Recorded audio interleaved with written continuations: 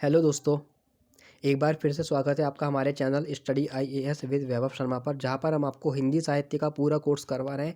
UPSC, UP PCS और BPSC, जो भी पीसीएस के एग्ज़ाम है उनके लिए। अभी हमारा कबीर का चैप्टर चल रहा है, जो पेपर 1 और पेपर 2 दोनों में ही बहुत इंपॉर्टेंट चैप्टर है और कम से कम 20 से 30 नंबर का जो है कबीर से आपको मिलने की पूरी संभावना है। और हमने 2 नाटक पूरे करवा दिए हैं इस चैनल पे, स्कंदगुप्त और माफ़ी चाहूँगा, आषाढ़ का दिन और भारत दुर्दशा। स्कंदगुप्त नाटक अभी हमारा चल रहा है और साथ ही हम जो कबीर है उसको भी कर रहे हैं। आप डेमो वीडियोस देखें यूट्यूब पे, आपको हमारे हमारे चैनल पे आपको प्लेलिस्ट में सब कुछ मिल जाएगा। शुरू करते हैं। आज का हमारा सवाल है, कबीर बहुत कुछ को अस्वीकार करने का साहस लेकर अवतीर्ण हुए थे, इसलिए बहुत कुछ कर सके। द्विवेदी जी के इस कथन पर टिप्पणी कीजिए। बच्चा, कहीं अगर आपको हिंदी में मिस्टेक मिलेगी तो उसको प्लीज़ करेक्ट कर लेना, क्योंकि थोड़ी बहुत मिस्टेक हो जाती है। हम जो पूरा हिंदी साहित्य पढ़ रहे हैं ना, वो हम क्वेश्चन आंसर की तरह पढ़ेंगे। वहीं पर आपको कॉन्सेप्ट समझाया जाएगा और आपको प्रॉपर नोट्स भी दिए जाएंगे। जो मैंने आपको यहाँ ये पीपीटी बता रहा हूँ, यही सब चीज़ें आप अपने नोट्स में उतार लेना, क्योंकि मैंने खुद 2-3 जगह से मैंने चीज़ें छाँट के इनको बनाया है। ठीक है, तो कबीर बहुत कुछ अस्वीकार करने का साहस लेकर अवतीर्ण हुए थे, इसलिए बहुत कुछ कर सके। कबीर ने बहुत कुछ क्या किया है ना, पहले आपको वो पता होना चाहिए। कबीर एक समाज सुधारक है, कबीर एक संत है, कबीर एक उपदेशक है, कबीर एक कवि है। कबीर बहुत कुछ है। कबीर का जो व्यक्तित्व है वो बहुआयामी है, लेकिन इतना सब कुछ वो कर कैसे पाए? कबीर एक भक्त है, मूल रूप से वो एक भक्त है। इतना सब कुछ वो इसलिए कर पाए क्योंकि उन्होंने बहुत सी चीज़ों को ना अस्वीकार कर दिया, स्वीकार करने से मना कर दिया, छोड़ दिया कि मैं इस चीज़ को नहीं मानूंगा, इसलिए वो बहुत कुछ कर पाए। जैसे उदाहरण के तौर पर, कोई बच्चा है, वो इंजीनियरिंग करता है, फिर वो इंजीनियर की जॉब करता है, फिर वो वकील बनता है, फिर वो कुछ और बनता है, फिर वो आईएएस बनता है। तो कोई भी व्यक्ति आईएएस तब बना है ना जब उसने बहुत सी चीज़ों को छोड़ा है। तो कबीर ने भी ना बहुत सारी चीज़ों को छोड़ा है, इसलिए कबीर कुछ बड़ा कर पाए हैं। तो इसके बारे में हमें बताना है। ये द्विवेदी जी ने कहा था ये कथन, तो इसके बारे में आज हम चर्चा करते हैं। कबीर की बात करते हैं। कबीर व्यक्तित्व बहुआयामी है, संत है, उपदेश देते हैं, कवि है, समाज सुधारक है, भक्त है। ये सारे जो व्यक्तित्व है ना, वो कबीर के भीतर विद्यमान है। भक्त को छोड़ करके जितने भी व्यक्तित्व है ना, वो सब कबीर के भक्त व्यक्तित्व की छाया है। क्योंकि कबीर के ना बहुत सारे व्यक्तित्व, जैसा मैं आपको बताया, संत, उपदेशक, समाज सुधारक। क्योंकि कबीर ने ना अंतिम रूप से भक्ति जो है ना उसको अपनाया, इसलिए हमने उनको क्या बोला कि उनका जो मूल व्यक्तित्व है ना वो भक्त व्यक्तित्व है। जैसे कोई व्यक्ति इंजीनियर था, फिर नौकरी करी, फिर वकील बना, फिर वो आईएएस बन गया। तो अब जब आप उस व्यक्ति का इंट्रोडक्शन किसी से करवाएंगे तो आप क्या बोलेंगे कि वो इंजीनियर है? नहीं। आप क्या बोलेंगे कि वो वकील है? नहीं। आप बोलेंगे कि वो आईएएस ऑफिसर है। जो भी आपका अंतिम व्यक्तित्व होता है ना, वही आपका मूल व्यक्तित्व माना जाता है अक्सर। तो कबीर जो है, तो उन्होंने भक्त को छोड़ करके जितने भी उनके व्यक्तित्व है ना, वो सब उनके भक्त व्यक्तित्व की ही एक छाया है। क्योंकि नाथ परंपरा और अद्वैतवाद के बाद कबीर जो है वो नाथ परंपरा को फॉलो करते थे, फिर उन्होंने अद्वैतवाद को फॉलो किया, अद्वैतवाद को भी फॉलो किया। उसके बाद अंतिम रूप से कबीर ने भक्ति परंपरा है ना उसको अपनाया। भक्ति परंपरा में कबीर के जो बाकी सारे व्यक्तित्व हैं ना, वो सब और ज़्यादा मुखर होकर सामने आते हैं। और कबीर उसी की वजह से जो भी समाज में उपस्थित विसंगतियाँ थी, जो भी गलत चीज़ें थी, उन पे कठोरतापूर्वक चोट करते हैं। कबीर ने अपने समय में उपस्थित जितनी भी विसंगतियाँ थीं, जैसे जाति के आधार पर श्रेष्ठता, कि हमारी जाति ऊंची इसलिए हम आपसे बड़े हैं, धार्मिक आडंबर, धर्म के आधार पर आडंबर था, अंधविश्वास था, शास्त्रवाद, हमें शास्त्रों का ज्ञान है इसलिए हम बड़े हैं, भाषाई अभिजातीयवाद, क्योंकि हम संस्कृत बोलते हैं इसलिए हम बड़े हैं और आप नहीं बोलते हो इसलिए आप छोटे हो, सांप्रदायिकता, इन सब चीज़ों का ना कबीर ने विरोध किया। कबीर ने क्या क्या अस्वीकार किया? इन सब चीज़ों को कबीर ने अस्वीकार कर दिया।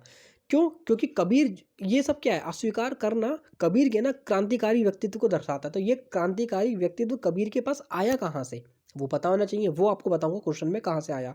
कबीर ने शोषित होने के बजाय ना साहस और निडर पूर्वक इन सभी समस्याओं का विरोध किया, जिससे कबीर की जो पहचान है ना वो बुद्ध और अंबेडकर की तरह एक समाज सुधारक के रूप में होती है। क्योंकि अगर आज आप इन सब चीज़ों का विरोध करते हो, चाहे वो सांप्रदायिकता हो, चाहे वो जातीय श्रेष्ठता हो, तो बहुत लोग ना आपके दुश्मन बन जाते हैं। 2021 में भी आपके जान के पीछे पड़ जाएंगे। सोचो, आज से 600 साल पहले जब कबीर का जन्म हुआ था, तब उन्होंने इन सब चीज़ों का विरोध किया था। तो उस वक्त कितना साहस चाहिए होगा इन सब चीज़ों का विरोध करने के लिए। तो वो क्या है, कबीर का एक साहसी व्यक्तित्व है। अब हम देखते हैं कि कबीर ने अस्वीकार क्या क्या किया। कबीर की जो साधना पद्धति है ना, वो योग मार्ग से प्रारंभ होती है। कबीर ईश्वर को प्राप्त करना चाहते हैं, कबीर मोक्ष प्राप्त करना चाहते हैं, ईश्वर को जानना चाहते हैं। तो कबीर नाथ परंपरा में सबसे पहले पले बढ़े। नाथ परंपरा ने कहा कि अगर मोक्ष प्राप्त करना है तो योग मार्ग जो है ना उसको अपनाओ। कबीर ने योग मार्ग को अपनाया, लेकिन ईश्वर की प्राप्ति जो है वो नहीं हुई, तो उन्होंने योग मार्ग को छोड़ दिया। उसके बाद कबीर गए अद्वैतवाद के पास। अद्वैतवाद एक दार्शनिक सिद्धांत है जो ये मानता है कि अगर आपको मोक्ष प्राप्त करना है, ईश्वर को प्राप्त करना है, तो आपको ज्ञान मार्ग अपनाना पड़ेगा। वेदों को पढ़ो, शास्त्रों को पढ़ो, उपनिषदों को पढ़ो, तभी आपको ईश्वर की प्राप्ति होगी।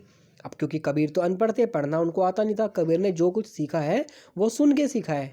कबीर को कुछ नहीं आता था, और सबसे मेन बात, उस वक्त का जो समाज था ना वो भी अनपढ़ था, उन्हें भी ज़्यादा समझ नहीं थी, तो ये मार्ग भी कबीर ने छोड़ दिया। अंतिम रूप से कबीर पहुँचे रामानंद के पास में, जिन्होंने कबीर को भक्ति मार्ग दिया। तो कबीर की जो साधना पद्धति है ना, उनकी साधना पद्धति में जो गतिशीलता है, गतिशीलता मतलब अद्वैत नाथ परंपरा के पास गए, समझ में नहीं आया, छोड़ दिया। अद्वैतवाद के पास गए, समझ में नहीं आया, छोड़ दिया। भक्ति परंपरा में गए, समझ में आ गया, ले लिया। तो उनकी साधना पद्धति की ये जो गतिशीलता है ना, ये उन्हें अन्य लोगों से अलग बनाती है। ये सब कबीर ने अस्वीकार कर दिया। आगे बढ़ते हैं। नाथ परंपरा में पालन पोषण के कारण हठ योग का प्रभाव दिखाई देता है। हठ योग बहुत ही कठिन परिस्थितियों में योग करना ईश्वर को पाने के लिए। नाथ परंपरा जो है वो अक्षरता सिखाती है, निडरता सिखाती है, साहसीपन सिखाती है। जो हमारे योगी आदित्यनाथ हैं वो भी नाथ परंपरा से निकले हैं, जिसे गोरखनाथ जो है, गुरु गोरखनाथ, वो फॉलो करते थे। तो कबीर जो है उन्होंने नाथ परंपरा का मानना है कि शरीर में ना सहस्त्र चक्र होते हैं, 7 चक्र होते हैं। अगर आप उन 7 चक्रों को पा लोगे तो आपको ईश्वर की प्राप्ति हो जाएगी। कबीर ने उन 7 चक्रों को पाया, लेकिन जो ईश्वर की प्राप्ति है ना वो बहुत ही कम समय के लिए हुई, तो जिसलिए असंतुष्ट होकर उन्होंने योग मार्ग को छोड़ दिया। तो कबीर ने क्या क्या स्वीकार किया? कबीर ने योग मार्ग को अस्वीकार कर दिया। क्यों अस्वीकार कर दिया? रीज़न मैंने आपको बता दिया।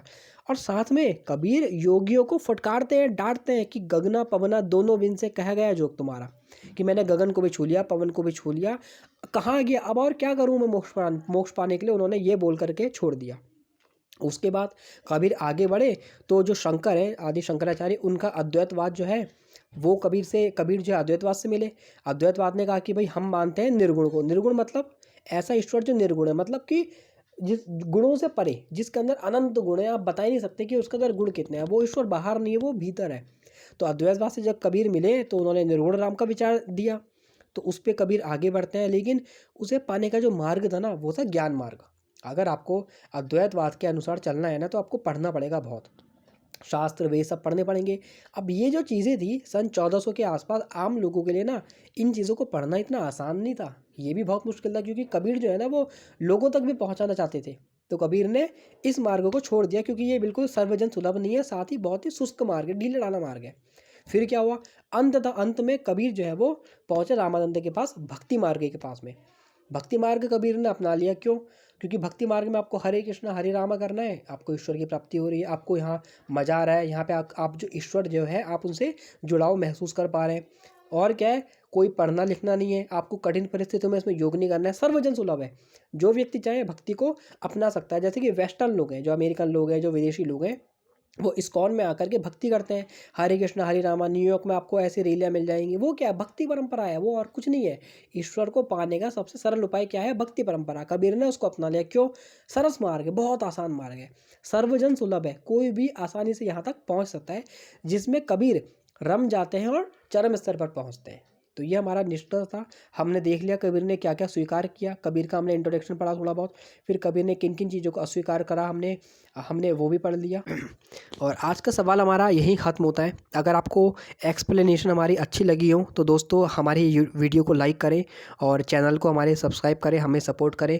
प्लेलिस्ट में जाएं, आपको और भी लेक्चर्स मिलेंगे, वहाँ जाके उन्हें पढ़ें और प्रॉपर नोट्स बनाएं और प्रॉपर रिवीजन करें। Thank you so much.